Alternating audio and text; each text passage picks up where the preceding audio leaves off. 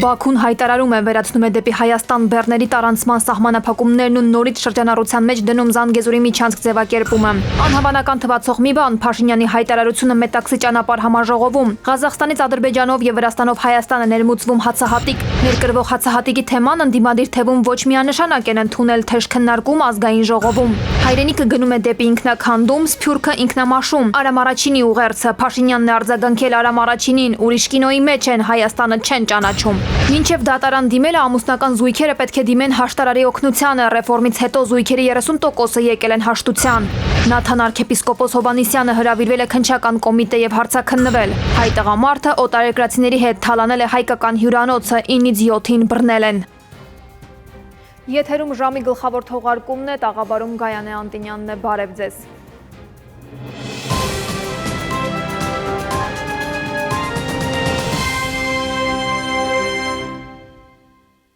Ադրբեջանը համառորեն չի հրաժարվում Զանգեզուրի միջանցք ձևակերպումից, հայկական կողմը դա համարում է ոչ միայն անընդունելի, այլև վտանգավոր ձևակերպում, որը հակասում է բոլոր ստորագրված կամ նախաստորագրված փաստաթղթերին, ինչ մարտավարություն է որդեգրել Ալիևը, ժամի անդրադարձը։ Պաշտոնական Երևանը միանգամից ողջունեց դեպի Հայաստան բեռների տարանցման սահմանափակումները վերացնելու Բաքվի որոշումը եւ իշխանավորների ձևակերպմամբ այս կարևոր քայլի շողքը կարծես ծածկեց այն, ինչ Ալիևն աճպարարությամբ ասաց 1-2 նախադասություն այս կողմ այն կողմ անելով։ Նա չի հրաժարվում այսպես կոչված Զանգեզուրի միջանցքից, մի ձևակերպում, որ անընդունելի է հայկական կողմի համար, չկա եւ ոչ մի փաստաթղթում, թե երկկողմ, թե եռակողմ ստորագրված, թե նախաստորագրված։ Բացի այն փաստից, որ մենք այժմ ամեն ինչ պլանավորում եւ իրականացնում ենք, Զանգեզուրի միջանցքի նախագիծը նույնպես հսկայական ներուժ ունի։ Ադրբեջանում բոլոր ճանապարհային եւ երկաթուղային կապերի ստեղծման աշխատանքները կավարտվեն մինչեւ հաջորդ տարվա կեսերը։ Մենք հույս ունենք, որ համարժեք արագությամբ դրանք կիրականացվեն նաեւ այլ երկրներում եւ այդ դեպքում Զանգեզուրի միջանցքի բացումը կարող է տեղի ունենալ մինչեւ 2028 թվականի տարեվերջ։ Ալիևը խոսում է այն նախագծի մասին, որ Սպիտակ տանը Ամերիկայի նախագահի վկայությամբ ու նրա պատվին կնքվել է թրիփ Թրամփի միջազգային խաղաղության ու բարգավաճման երթուղի անունով եւ անցնելու է ինքնիշխան Հայաստանի տարածքով մեր երկրի իրավազորության ներքո։ Ընդ որում նկատենք նաեւ, որ Ադրբեջանի նախագահը ոչ միայն չի հրաժարվում իր այդքան սիրելի ձևակերպումից, այլև Հայաստանին անվանում է այլ երկիր։ Շատ Հայաստանի համար շատ վտանգավոր տերմին է, որի տակ կա ռազմավարական ծրագիր։ Այդ ռազմավարական ծրագիրը այն է, որ Հայաստանը պետք է շրջափակել բոլոր կողմերից եւ խեղդել։ Հիմա Հայաստանի ճանապարհների վրա վերահսկողություն հաստատելով Ադրբեջանը հենց դա է փորձում անել։ Երկու կարևոր սահմաններ մենք ունենք, դա Իրանն է եւ Վրաստանը։ Իրանի սահմանի երկայնքով եթե անցնի այդ անխոչնդոտ ճանապարհը, որի գործունեության մանրամասնությունները հստակորեն ձևակերպված չեն մինչև այսօր, ինչպես է գործելու այդ ճանապարհը, ովքեր են վերահսկելու, ինչ ուժեր են այնտեղ կանգնած լինելու, Ադրբեջանը դա հասկանալու է իր ձևով, իհարկե նաև Թուրքիան։ Հայաստանը որքան ուզում է ասի, չէ, ես այսպես եմ հասկանում, հենց այդ ժամանակ կդիմեն տարբեր ուրիշ ճնշումների։ Այն, որ վերջին տարիների բանակցությունների ընթացքում Ադրբեջանը Սյունիքով անցնող արտատարածքային միջանցք էր փորձում ստեղծել, արտգործնախարար Միրզոյանն օրերս գերմանական Deutsche Welle-ի հետ զրույցում էր հաստատել։ Ավելին, մեր երկրի գլխավոր դիվանագետն այլ ճակերտներ էր բացել, մասնավորապես թե ադրբեջանցիները ցանկացել են նույնիսկ երրորդ երկրի զորք այդտեղ տեղակայել։ Օրինակ նրանք պահանջում էին, որ այս երկաթուղու երկայնքով տեղակայվեն երրորդ երկրի զինված ուժեր։ Հիշում եմ, թե ինչպես էին նրանք ասում, որ երկաթուղու երկայնքով պետք է տեղակայվեն ռուսական զորքեր։ Սա իհարկե մեզ համար անընդունելի էր։ Միջանցք չկա, այլ կա միջազգային խաղաղության եւ բարգավաճման Թրամփի երթուղի։ Ուրեմն ինչու է Բաքուն շարունակ այսպես կոչված Զանգեզուրի միջանցք թմբկահարում, ուրեմն վտանգներն ամբողջությամբ չեզոքացված չեն, քաղաքագետի համոզմամբ ոչ, սուրը դեռ ճոճվում է օդում։ Դա պետք է լինի այն հայկական ուժերը վերահսկել։ Հիմա ստացվում է, որ ռուսական զորքերի վերահսկումը լավ չէ, բայց որ զորքերն են եւ առհասարակ ովքեր են վերահսկելու եւ ինչ ձևով, բոլորովին հասկանալի չէ։ Այս առանցքական ձևակերպումները Ադրբեջանի կողմից ու Թուրքիայի կողմից Զանգեզուրի միջանցք տերմինի շարունակական ռազմավարական օգտագործումը նշանակում է, որ վտանգը սարսափելի մեծ է Հայաստանի համար։ Ահա այսպես Հայաստանի նկատմամբ տարածքային հավակնություններ ունենալով Ադրբեջանը մի բան էլ խաղաղության վերջնական ստորագրության գինն է բարձրացնում, պնդելով, թե իբր մեր սահմանադրության մեջ տարածքային պահանջներ ունենք իրենցից։ Նախաստորագրել, խաղաղությունը չի երևակվում նրա մտքին։ Էդուարդ Պողոսյան, ժամը լրատվական։ Տեղի է ունենում ամիսներ առաջ անհավանական թվացող մի բան Ղազախստանից Ադրբեջանով եւ Վրաստանով Հայաստանը ներմուծվում հացահատիկ հայտարարել է Փաշինյանը Մետաքսի ճանապարհ 5-րդ համաժողովին։ Ադրբեջանի տարածքով Ղազախստանից Հայաստան ցորենի ներկրման թեմայով ի դեպ թեժ քննարկում է եղել նաեւ ազգային ժողովում։ Նաիրի Մուրադյանի ռեպորտաժը։ ԿՊԱ-ական պատգամավորը հարց է տալիս ընդդիմադիրներին. վատ է, որ Ադրբեջանի տարածքով Ղազախստանից ցորեն է ներկրվում Հայաստան։ Զարմանում եմ, որովհետև ոնց որ վատ բան է տեղի ունեցել։ Խնդրում եմ վեր կենալ եւ ուղիղ առանց մանևրելու ուղիղ ասեք, տեղի ունեցածը Հայաստանի համար դրական զարգացում է թե ոչ։ Անդիմությունից Գեղամ Մանուկյան արձագանքեց Թունյանին. ժամանակին Սիրիայից եւս ցորեն ներկրվեց Հայաստան Թուրքիայի տարածքով, սակայն դա չխանգարեց, որ Թուրքիան 93-ին փակի Հայաստանի հետ սահմանը։ Հայաստանի էկոնոմիկայի նախարարը ով է։ Իլհամ Ալիևը, թե Գևորգ Պապոյան։ Պապոյան Գևորգը կրկնում է Իլհամ Ալիևին։ Լավ, ինչի պետք է Հայաստանից չիմանային, որ ցորեն Ադրբեջանի տարածքով, բայց այդտեղ մի կարևոր բան կա։ Առաջի պահին տպավորություն էր, որ բանա երկաթ գծով գալու է, օրինակ մտնի Իջևան, չէ, գալու է, հասնելու է այլ Վրաստան, Վրաստանով մտնելու է։ Այդ դիվերսիֆիկացիա, որ ասում եք, դիվերսիֆիկացիայով ցորեն կարայինք բերենք Ուկրաինայից, Ռուսաստանից, այստեղից, բայց էլի գալու էր մտներ Վրաստան, Վրաստանով մտներ Հայաստան։ Այդ փոխադարձության արդյոք Ժորժ ջան, արդեն տեյվական ժամանակ Հայաստանի օդային տարածքը Ադրբեջանն օգտագործում է։ Հետո նույն Ալիևը իր այդ հոգեցուն ձև զգացուն ձեր ականջներին հաճո կամ աչքերին հաճո գրության մեջ եւս մեկ անգամ իշատակել է նշել է միջանցք բառը։ Ընդդիմադիրները հայտնեցին, թե իրենք կողմ են բոլոր ճանապարհների միաժամանակյա ապաշրջափակմանը։ Խաչատրյանը նկատի ունի Հայաստանից Նախիջևանով Հայաստանի տարածք ճանապարհի ապաշրջափակումը, որն ըստ պատգամավորի անհնար է, քանի դեռ սադարակ երազ խանցուղին կառուցված չէ։ Դա ներառում է Իջևան Ղազախ ճանապարհի ապաշրջափակումը։ Հայաստանի Հանրապետության վարելահողերը 40%-ից ավելին 50%-ի չափով չեն մշակվում։ Դրա մասին այդ ուղղությամբ ինչ է կանում, թե քարտուղարը, որ ասում էր ցորեն չկա, բրինձ կուտենք, բրինձ բերեք։ Ադրբեջանը որևէ քայլ չի արել իր տարածքով դեպի Հայաստան մտնող գոնե մի կածան ապաշրջափակելու ուղղությամբ։ Անդիմադիրը հարց ուղեց Թունյանին. ի վերջո ԿՊԱ-ական պատգամավորը կարող է ասել, որքան եւ ինչ գնով է ցորեն ներկրվում Հայաստան։ Կարող է անկարծես մի բուր մեկը լսնի գրպանը գա ասի դե տես։ Ավելի էժան է գալու, քան կգար Ուկրաինայից։ Ասում է, ինձ տպավորությունն էր, որ Ադրբեջանից ուղիղ Հայաստան պետք է մտնի Իջևանի երկաթգծով։ Սիրելիներս, Իջևանի երկաթգիծը քանդած է։ Թբիլիսիում Մետաքսի ճանապարհ միջազգային համաժողովին Փաշինյանը Ալիևի տարանցման սահմանափակումների վերացման վերաբերյալ հայտարարությունը որակել է չափազանց կարևոր։ Փաշինյանը նաև հայտնել է, թե Հայաստանը պատրաստ է ապահովել բեռնատարների տարանցումը Թուրքիայից Ադրբեջան։ Քաղաքական առումով մենք պատրաստ ենք նույն կերպ ապահովել Նախճեվանի ինքնավար հանրապետությունից դեպի Ադրբեջանի հիմնական մաս եւ հակառակ ուղղությամբ տարանցումը Հայաստանի տարածքով, բայց տեխնիկապես դեռևս պատրաստ չենք ենթակառուցվածքների բացակայության պատճառով։ Քաղաքական առումով պատրաստ ենք նաև երկաթուղային տարանցում ապահովել Թուրքիայի եւ Նախճեվանի ինքնավար հանրապետության միջև, ինչպես նաև Թուրքիայի եւ Ադրբեջանի հիմնական մասի միջև, բայց այդ հատվածներում երկաթուղին նորոգման կամ վերակառուցման կարիք ունի։ Ադրբեջանի վարչապետն իր հերթին է անդրադարձել այսպես կոչված Հայաստան-Ադրբեջան հացահատիկային դիվանագիտությանը։ Ալի Ասադովն էլ հայտնել է, թե Ալիևի այդ քայլը ցույց է տալիս, որ խաղաղությունն ըստ նրա այլևս միայն թղթի վրա չի իրականացվում, այլ ըստ ադրբեջանցու իրական կյանքում։ Նաիրի Մուրադյան, ժամը լրատվական։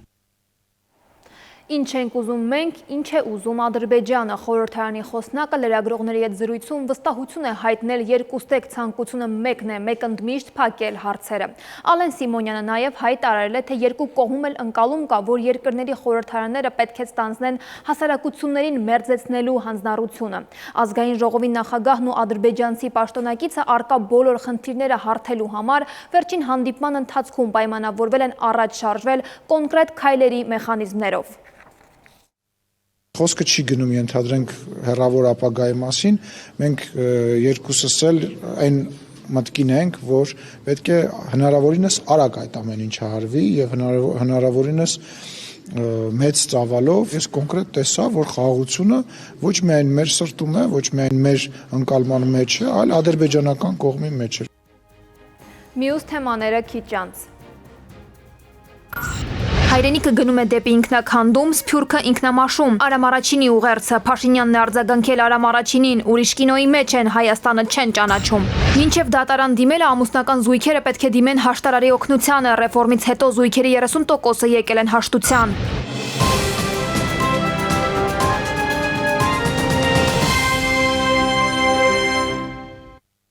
Շարունակենք թողարկումը։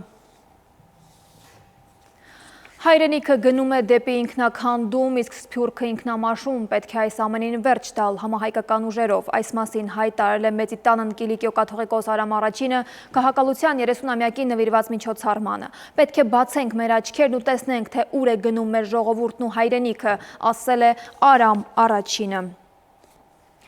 Կառավարություն ազգային ժողով հարցուպատասխանի ժամանակ Նիկոլ Փաշինյանն անդրադարձել է Արամ Արաչինի հայտարարությանը, նշելով, թե Հայաստանում եւ Հայաստանից դուրս կան մարդիկ, որոնք խոսում են Հայաստանի կործանումից։ Նրանք ուրիշ երկրի մասին են խոսում, Հայաստանը չեն ճանաչում, ուրիշ կինոյի մեջ են, հնչող հայտարարությունները ադեկվատ չեն, ասել է Փաշինյանը։ Այդ կինոյի սցենարը նրա մասին է, որ Հայաստանը կործանվում է, որովհետև իրենք իրանց բանով, իրանք սոցիալ հոգեբանությամբ, իրանց գործունեության օբյեկտը կործանվող Հայաստանն է։ Երբ որ Հայաստանը չի կործանվում, իրանք չեն կարողանում այդ Հայաստանի հետ հարաբերվել, որովհետև իրանց կուլտուրան կործանվող Հայաստանի հետ հարաբերվելն է։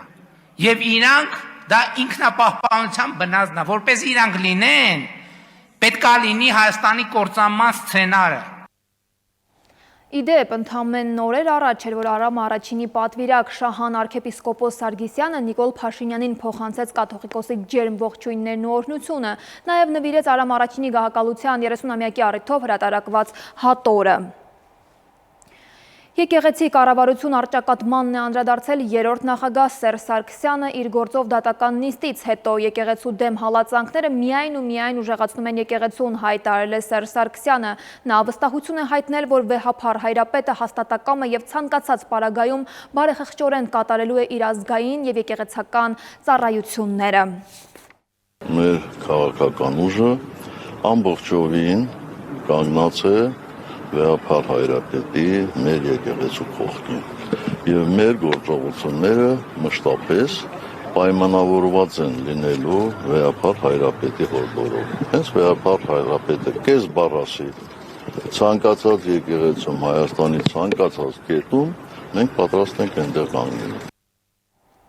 Խորհրդարանում անդրադառնալով կարգալույծ եղած քահանայի հովանավանքում մատուցվող պատարագին մասնակցելու ցանկությանը, Նիկոլ Փաշինյանը ձևակերպել է, թե կարգալույծը չի կարող կարգալույծ անել։ Հովանավանքը ըստ նրա գտնվում է կառավարության հաշվեկշռում, մի շարք եկեղեցիներ անհատույց օգտագործման են տրված հայ առաքելական եկեղեցուն եւ ըստ Փաշինյանի, որտեղ չկա հոգեվոր կյանք, այլ կան խարդավանքներ, ֆեյք երեցների խմբեր են գործում, կարող են այդ հուշարձանները վերադարձնել հանրությանը։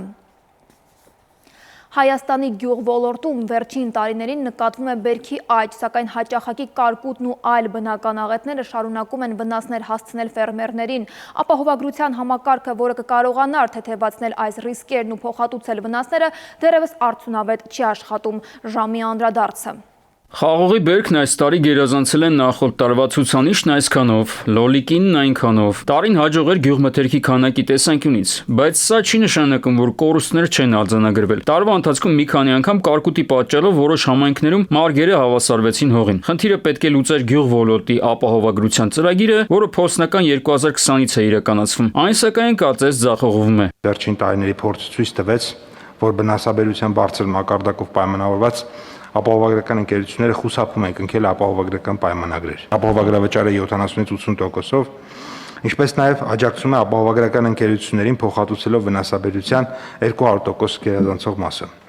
Սակայն այս պարագայում եւս ապահովագրական ընկերությունները շատ փոքր ծավալով ապահովագրություն իրականացրեցին։ Կառավարությունը որպես խնդրի ժամանակավոր լուծում պլանավորում է փոխհատուցել այն ֆերմերների վնասները, որոնք կարկուտի հետևանքով ունեցել են բերքի 40-ից 100% վնաս։ Բայց սա արկա խնդիրները նույնիսկ մասնակի չի լուծելու։ Գլոբալ լուծման տարբերակները հասկանալու համար կառավարությունը պատրաստվում է ուսումնասիրել թուրքական փորձը։ Ինչու մի բանի վնասաբերությունը 4-5 տարի երկար 50-300% է, դա ապահովագրվող ռիսկ չի, որտեղ ապահովագրության իմաստն այն է, որ մի տարի 50% լինի, մյուս տարի 150% լինի եւ միջինում ապահովագրականները կարողանան այդ ռիսկը ստանձնել։ Աշխարհում լավագույն երկու մոդելները դա ըստ էության իսպանական Agroseguro-ի մոդելն է եւ թուրքական Tarsim-ի։ Բայց եթե ապահովագրական ընկերությունները հրաժարվում են ապահովագրել ֆերմերային տնտեսությունները մեր երկրում գյուղոլորտի ռիսկայնության պատճառով, նշանակում է պետք է նախ հասկանալ, թե որքան է կազմում քո ռիսկայնությունը եւ որոնք են դրա աղբյուրները։ Ընդհանրապես այս ոլորտում ամեն ինչ սկսվում է հաշվարկներից։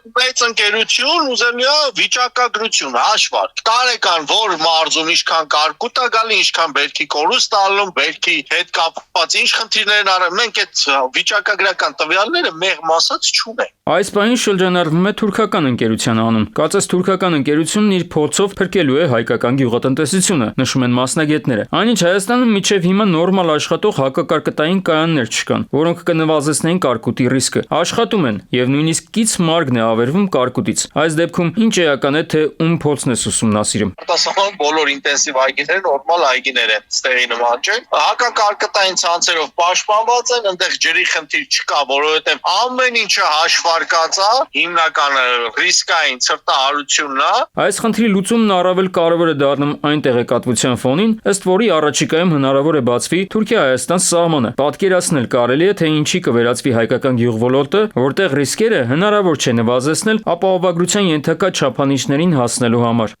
Արմեն Աթելյան, ժամը լրատվական։ Մինչև դատարան դիմելը ամուսնական զույգերը պետք է դիմեն հաշտարարի օգնությանը, այս փոփոխությունն ի դեպ շոշափելի արդյունքներ տվել է, սակայն ոչ թե ամուսնալուծություններն են նվազել, այլ պարզապես նախորդ 3 ամիսների ընթացքում 320 զույգ է դիմել հաշտարարի համակարգին եւ 30%-ը եկել է հաշտության, այսինքն ամուսնաընտանեկան վեճերը լուծվել են ոչ դատական կարգով։ Հայաստանում ավելի քան 180,000 մարդ ունի որևէ տեսակի հաշմանդամություն եւ նրանց կյանքը լի է դժվարություններով։ Անհասանելի շենքեր, հարմարեցված տրանսպորտի պակաս, փակ աշխատաշուկա։ Հաշմանդամություն ունեցող անձինք հաճախ մնում են համակարգային բացերի եւ հասարակական անտարբերության առջև։ Մասնագետներն ասում են, պետությունը քայլեր անում է, բայց դանդաղ։ Հայաստանում ավելի քան 180,000 մարդ ունի որևէ տեսակի հաշմանդամություն։ Հաշմանդամություն ունեցող Անուշ Ասլանյանն ասում է, սակայն նրանց առօրյան լի է դժվարություններով։ Մայթեր, որոնք թեքահարթակ չունեն, տրանսպորտ հարմարեցված չէ, աշխատաշուկա փակ դռներով։ Ինչ խնդիրների են բախվում հաշմանդամություն ունեցողները եւ ինչ լուծումներ կան։ Գործատու հաշմանդամություն ունեցողներ կապող օղակի բացակայության պատճառով երկու կողմն էլ դժգոհ են, ասում է Անուշն ու հավելում։ Շատ կարևոր է դիտարկել նաեւ բիզնեսի տեսանկյունից։ Մեր թիմում է եղել, երբ որ փորձել են այլ աշխատակիցներ, ընդունվեն այլ կառույցներ, ուղարկել են իրենց ինքնակենսագրականները, այնտեղ չեն նշել իրենց հաշմանդամության փաստը, որը ցանկությամբ անձն է որոշում նշել թե ոչ, եւ գնացել են հարցազրույցի, շատ ուշադիր նայել են, նույնիսկ զարմանքով, եւ նշել, որ կզանգահարեն, մինչ օրս զանգահարում են։ Անուշը դժգոհում է, թե հաշմանդամություն ունեցողին գործատուն հարկել չի համարում բացատրել աշխատանքի չընդունելու պատճառը։ Ասում է, պետությունը քայլեր ձեռնարկում է, բայց դանդաղ, օրինակ որպես անկախ կյանք ունենալու բաղադրիչ նախորդ տարվանից ներդրվել է անձնական օգնական ունենալու ծառայությունը, որով անձը ըստ իր կարիքների դիմում է ու փորձաքննությամբ օգտվում անձնական օգնականի ծառայությունից։ Հանրապետությունում ունենք ընդամենը 204 անձ, ովքեր օգտվում են այդ ծառայություններից։ Միայն Լոռու մարզում ընդամենը 11 հոգի, հետևաբար ծառայությունը իր սահմանափակումներով թույլ չի տալիս մարդկանց օգտվել։ Օրինակ, պարտադիր պահանջներից մեկն այն է, որ հաշմանդամություն ունեցողը պետք է 15 տարեկանից բարձր լինի, նաև պետք է պարտադիր աշխատի կամ սովորի։ Մենք այսօր նաև շեշտադրելու ենք զբաղվածությունը, որովհետև մենք տեսնում ենք, որ հաշմանդամություն ունեցող տարբեր խմբերի անձինք դուրս են մնում զբաղվածության ոլորտից մեր երկրում եւ չեն կարողանում իրենց իրացնել իրապես աշխատաշուկա։ Մասնագետների համոզմամբ շատ կրթական հաստատություններ չունեն հատուկ պայմաններ, ինչը հենց սկզբից սահմանափակում է մարդու զարգացման հնարավորությունները։ Սոցիալնախարարության տվյալներով այժմ գործում են մի քանի ծրագրեր վերաինտեգրման եւ աշխատանքի տեղավորման համար, բայց մասնագետների խոսքով համակարգային փոփոխություններ են անհրաժեշտ, քանի որ իրական ներառական հասարակություն կառուցելու համար բավարար չէ միայն օրենքներ ընդունել, անհրաժեշտ է միջավայր, որը հավասար հնարավորություն կտա բոլորին, անկախ առողջական վիճակից։ Քնարիկ Պետրոսյան, Զորաբ Քարամյան, ժամը լրատվական։ Կվերադառնանք քիչ անց։ Նաթան arczepiskopos Հովանիսյանը հրավիրվել է քննչական կոմիտե եւ հարցաքննվել։ Հայ տղամարդը օտարերկրացիների հետ թալանել է հայկական հյուրանոցը, 9-ից 7-ին բռնել են։ Մեթեո աշխարհ ջերմաստիճանը կբարձրանա, ավելին հաջորդ թիվ։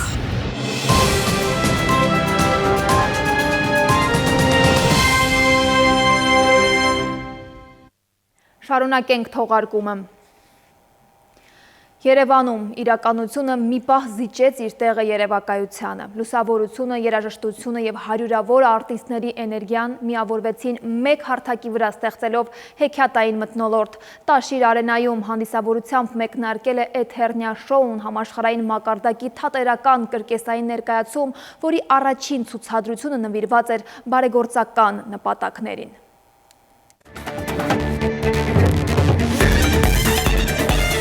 Իրականության սահմաններն անհետանում են, որ դահլիճում թևածի երևակայությունը։ Լուսաձայնային խելահեղ շոու, խորհրդավոր երաժշտություն, անհավանական հնարքներ ու ֆանտաստիկ արկածներ։ Հանդիսավոր բացումից առաջ Տաշիր արենայում բարեգործական թատերական կրկեսային ներկայացում է Էթերնիա շոուի ցուցադրությամբ։ Հրավիրված է շուրջ 2000 հանդիսատես, սոցիալապես անապահով ընտանիքներ, Արցախից տեղահանվածներ, հաշմանդամություն ունեցողներ, վետերաններ եւ Տաշիր բարեգործական հիմնադրամի շահառուներ։ Առեղծվածային ներկայացում եք դիտելու, որի ընթացքում կտեսնեք ծաղրացումների, ակրոբատների, պարողների, ֆանտաստիկ երաժիշտների եւ իհարկե մի բացառիկ տաղանդավոր մենակատարի։ Ներկայացման ընթացքում մենք կիրառել ենք ժամանակակից տեխնոլոգիաներ, ապահովելով շքեղ լուսաձայնային էֆեկտներ, որոնք կզարմացնեն եւ կհմայեն հանդիսատեսին։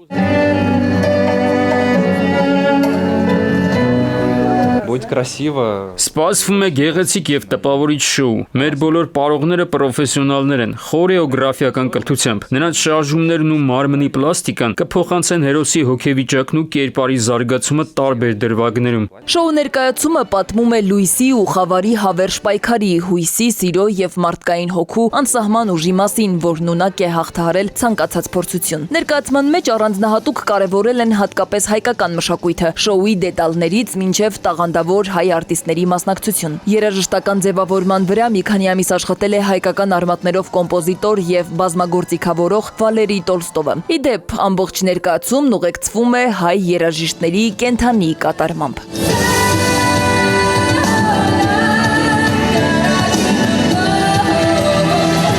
Այս շոուի նախապատրաստական աշխատանքներին մենք նվիրվել ենք մոտ 2 տարի։ Այդ ընթացքում փնտրել եւ ընտրել ենք լավագույն ակրոբատներին, մարմնամարզիկներին եւ օդային կատարողներին։ Լսումներ ենք կազմակերպել նաեւ բալետի արտիստների շրջանում եւ այժմ արդեն ունենք մեր ընտրված արտիստները։ Ներկայացման կարևոր մաս են կազմում նաեւ երաժիշտները։ Ուրախ ենք նշել, որ բոլոր երաժիշտները, այդ թվում գլխավոր հերոսուհին, մենակատարը հայ են։ Միջազգային արտիստների խումբը իսկական տոն դարձրեց երեխաների օրը լցված հույզերով եւ հրաշքի հանդեպ հավատով։ Ամենահետաքրքիրը եղել է ծաղրածուն եւ շունիկը։ Շատ տպավորվել եմ, համեշտ զարմացած։ Հավատել ես ներկայացում։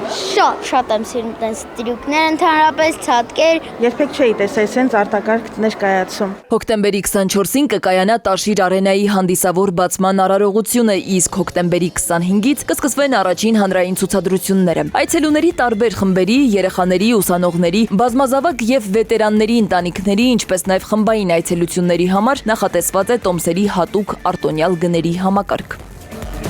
Սվետլանա Ավդիշյան, Զոհրաբ Քարամյան, ժամը լրատվական։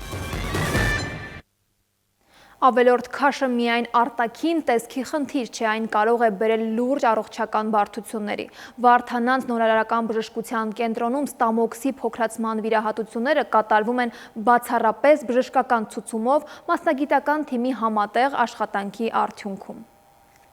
Ավելորդ քաշը միայն բարետեսության խնդիր չէ, հաճախ այն ուղեկցվում է առողջական լուրջ խնդիրներով, շաքարային դիաբետով, հիպերտոնիայով, հոդացավերով եւ նույնիսկ քնի խանգարումներով։ Այս ամենի ֆոնին բարիատրիկ վիրահատությունը դառնում է հազարավոր մարդկանց համար առողջ կյանքի նոր սկիզբ, վերադարձնելով կյանքի որակն ու ինքնավստահությունը։ Վարդանանց նորարարական բժշկության կենտրոնում ստամոքսի փոքրացման վիրահատությունը կատարվում է բացառապես բուժառուի առողջությունը վերականգնելու նպատակով։ Երբեք չի կարելի շփոթել պլաստիկ վիրահատությունների հետ, մենք չենք անում պլաստիկ վիրահատություն, շտկող վիրահատություն, մեր վիրահատությունները կատարվում են մարսողական տրակտի վրա կոնկրետ ցուցումով եւ ճարպակալում ունեցող անձանց դեպքում։ Բժշկական այս միջամտության նպատակն է նվազեցնել ստամոքսի ծավալը, օգնել մարդուն հագենալ ավելի քիչ սննդով եւ միաժամանակ արագ քաշ կորցնել։ Բուժառուները վիրահատությունից հետո առաջին տարվա ընթացքում կորցնում են ավելորդ քաշի մինչեւ 70%-ը։ Եթե մենք տեսնում ենք, որ պացիենտի մոտ կա օրինակ 70 կիլոգրամ հավելյալ քաշ, վիրահատությունից հետո 6 ամսից մինչև 1 տարի ընկած ժամանակահատվածում պացիենտը կորցնում է ավելորդ քաշի մեծ մասը, մնացած մասը իհարկե կարգավորվում է սննդակարգով, մարզասրահով, դիետաներով, բայց մեծ մասը ավելորդ քաշի հնարավոր է կորցնել վիրահատության միջոցով։ Բարիատրիկ վիրահատությունը ցուցված է նրանց, ում մարմնի զանգվածի ինդեքսը գերազանցում է 35-ը, հատկապես եթե առկա են ուղեկցվող հիվանդություններ։ Ըստ բարիատրիկ վիրաբույժ Հակոբ Շմավոնյանի, Վարդանանցում այս խնդրին մոտեցումը բազմամասնագիտական է եւ միայն վիրահատությամբ չի սահմանափակվում։ Մեր թիմի մեջ ընդգրկված է հոգեբան, սննդաբան, ներզատաբան, անեստեզիոլոգիական թիմ եւ վերջում նոր վիրաբուժական թիմ, այսինքն պացիենտը դիմելուց անցնում է իմ նշած բոլոր էտապներով, սկսած հոգեբանի, սննդաբանի ծառայություններից մինչև ներզատաբանի ծառայություն, բացահայտվում է ճարպակալման պատճառը, քննարկվում է պացիենտի հետ լուծման ուղիները։ Վարդանանցում վիրահատությունը կատարվում է լապարասկոպիկ եղանակով, սա նշանակում է քիչ ցավ եւ արագ վերականգնում։ Իսկ արդյունքները նկատելի են, կարգավորվում է արյան ճնշումը, նվազում են հոդացավերը, բալանսավորվում է շաքարի մակարդակն արյան մեջ, իսկ բուժառուի շարժունակությունն ու կյանքի որակը զգալիորեն բարելավվում են։ Սվետլանա Ավդիշյան, Վահրամ Ավոյան, ժամը լրատվական։ Հանրապետությունում անցած մեկ օրում գրանցվել է 28 ավտովթար, 3 մարդ զոհվել է, 35 ստացել տարբեր աստիճանի մարմնական վնասվածքներ, բացահայտվել է 119 հանցագործություն, որոնցից 5-ը նախկինում կատարված։ Օրվա կարևորը 1 տեսաշարով։ 9 հոգի ոստիկանական համազգեստներով եւ դիմակներով մտել են Երևանի Քերո փողոցում գտնվող հյուրանոց ու թալանել այնտեղ գտնվող անձանց։ Նրանք մուտք են գործել հյուրանոցի տարբեր սենյակներ, զենքի սպառնալիքով, ոմանց էլ կապ կպելով հափշտակել են բջջային հեռախոսներ, գումար եւ դիմել փախուստի։ Ոստիկանությունը հայտնաբերել ու ձերբակալել է ավազակային խմբից 7-ի, դեպքի վայրին հարակից տարածքում հայտնաբերվել են 4 բջջային հեռախոս, պնևմատիկ ատրճանակ, դիմակներ ու ձեռնոցներ։ Հանցանք կատարածները փախուստի ժամանակ դիտավորությամբ նետել են դիմակներն ու ձեռնոցները։ Վայրեջքով ճանապարհին ընկել են նաև մի քանի բջջային հեռախոսներն ու ատրճանակը։ Պարզվել է, որ ավազակությունը կատարած 9 տղամարդկանցից մեկը մայրաքաղաքի Ֆրիկի փողոցի բնակիչ է, 41 տարեկան, իսկ մյուսները օտարերկրացիներ։ Նաթան arczepiskopos Հովանեսյանը հրավիրվել է քննչական կոմիտե եւ հարցաքննվել։ Հայտնել են քննչականից համացանցում ձայնագրություն էր տարածվել, որում լսելի էր Տեր Նաթան arczepiskopos Հովանեսյանի եւ հայր աղան Երնջակյանի հեռախոսազրույցը, որի ընթացքում եկեղեցականները քննարկում էին հոգեվոր ծառայության նշանակմանը վերաբերող հարցեր։ Ըստ ձայնագրության հայր աղանը դիմել է վեհափառ հայրապետին իրեն կարգալույց հրճակելու խնդրանքով։ Փաստաբանների իրավունքների պաշտպանության հանձնաժողովը քննարկել է փաստաբան Ալեքսանդր Կոչուբաևի նկատմամբ իրականացվող քրեական հետապնդման եւ կալանավորման հարցը։ Հանձնաժողովը խիստ մտահոգիչ է համարում հրապարակային աղբյուրներում առկա տվյալները։ Փաստաբան Կոչուբաևին վարույթն իրականացնող մարմնի հարկադրաբար ներկայացնելու գործողության ընթացքում կիրառված անհամաչափ ուժի վերաբերյալ։ Հանձնաժողովը հիշեցնում է փաստաբանի հեղինակությունը չվնասելու հարցում առանձնակի հոգատարությունն անհրաժեշտ պայման է անձանց իրավունքների պաշտպանվածության պատշաճ միջավայրն ապահովելու համար։ Եվրոպական դատարանի կայուն դիրքորոշման համաձայն վիրավորանքի կամ քննադատության համար ազատությունից զրկումը անթույլատրելի է։ Նման ներգործությունը համարվում է անհամաչափ եւ ոչ անհրաժեշտ միջոց։ 102 տարեկանում կյանքից հեռացել է Շառլ Ազնավուրի քույրը Այդա Ազնավուր Կարվարենցը։ Նա խաղաղությամբ լքել է այս աշխարհը թողնելով գեղեցիկ ապրած կյանք՝ լի սիրով, ուժով եւ ընտանիքի հանդեպ նվիրվածությամբ, նշել է Ազնավուր հիմնադրամը։ Այդա Ազնավուր Կարվարենցը կհուղարկավորվի ընտանեկան գերեզմանատանը Մոնֆոր Լամորիում իր ընտանիքի անդամների եւ ամուսնու կողքին։ Քնարիկ Պետրոսյան, ժամը լրատվական։ Եղանակի տեսությունը կներկայացնի իմ գործընկեր Լիլի Հովերը։